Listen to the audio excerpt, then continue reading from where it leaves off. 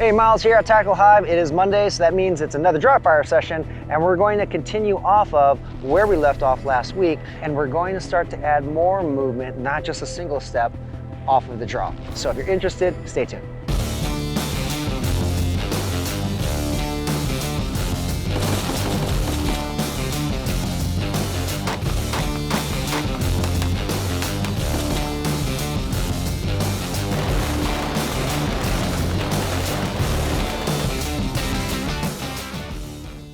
Last week we worked on the draw, but we added a turn as well as a very little step. And I talked about how that is a precursor to adding movement to your draw. Because chances are, if you are in a deadly conflict, you're probably going to be drawing and moving. You don't want to be lined up with a particular threat. Now, of course, there are situations where you may be stationary. We don't really know what's going to happen in the future. But if you look at a lot of different altercations and videos of real-life incidents, there's always movement. And if you do move, you have a higher chance of surviving. So we're going to be working on that. Now, this might seem slow. Everything that we're doing in this series, particularly with the draw and what I'm covering now, might be really slow. And I promise you there's a reason for it. You have to really work, take these baby steps. This is not going to be like other YouTube videos where it looks really cool or it's for entertainment. And I know that some people watch these videos just for entertainment. But we're conveying skills that you can take home, practice, train, and get better.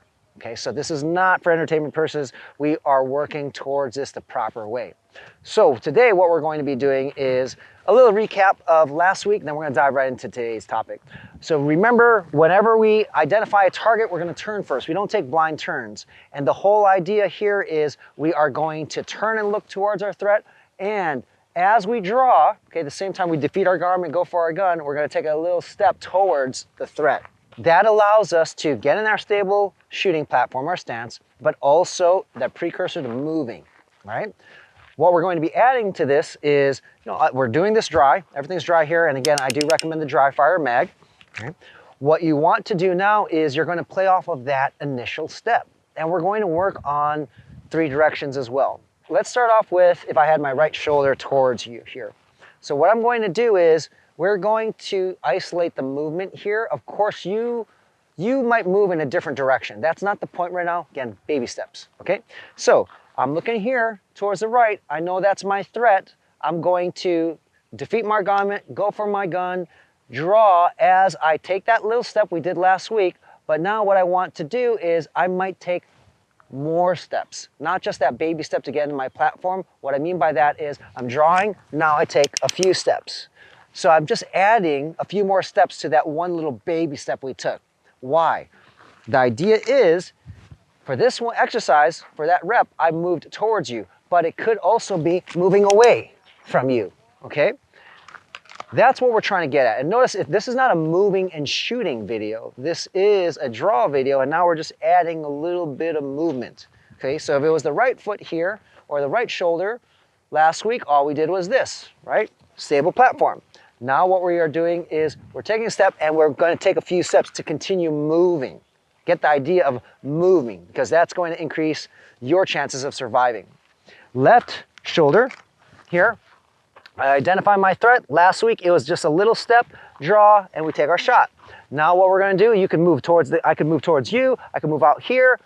The whole idea is I'm moving, creating space while I take shots as I'm moving.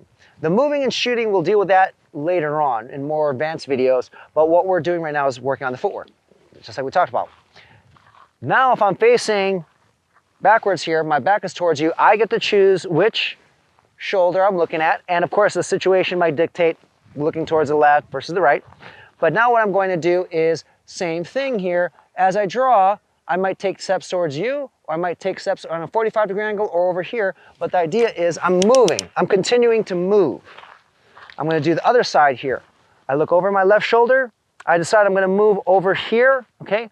As I draw, I take that little step we did last week, but now I continue to move while taking shots. A little, I guess, a fast forward to moving and shooting. When you do this during your dry fire, if you begin to move, and I'm not asking you to move quickly, As you move, make sure you're looking at your target and you have your sights on the target. Don't just pull that trigger and just move, okay? But that is a secondary focus. The first focus is to work on your footwork. So all you're gonna do is do reps of this, and you're getting comfortable with your draw, meaning your draw, if you follow along with the dry fire and you do things religiously, meaning you're doing things diligently and actually practicing and keeping up, these reps for you doing the draw are reinforcing good habits, reinforcing a good draw. Now we're just adding a little bit of movement to it, but the draw should still be the same. You should still have good technique. Remember everything that we've covered in this series, and if you're new to this series, make sure to check out the playlist. Watch all the videos from the very beginning. There's lots and lots of details. I promise you, tons of details that no one else is putting out there on the net. So watch them all, and then things will begin to gel, right? But that's all you're gonna do for this dry fire session. Really, really simple, right? Right shoulder, back, left. That doesn't mean you're gonna always just move in those directions. You might move backwards this way, but that's not really important right now, okay? I want you to just work on those three things, make it easy to understand, and then add a little bit of movement, all right? So now it's not just that little baby step to your stance, it is that baby step to more movement, okay? So give that a try. I do recommend you do this about maybe 3 times a week, 15 minutes each session at a minimum. You can do a lot more if you want to, but this is gonna help you be more confident with your firearms while you're moving and while you're drawing with movement. So don't neglect it. I hope you guys like this dry fire session. Make sure to let us know what you think in the comments below, and if you're having any difficulties or have questions, if you like the video, please give us a thumbs up and don't forget to subscribe. See you guys on Thursday.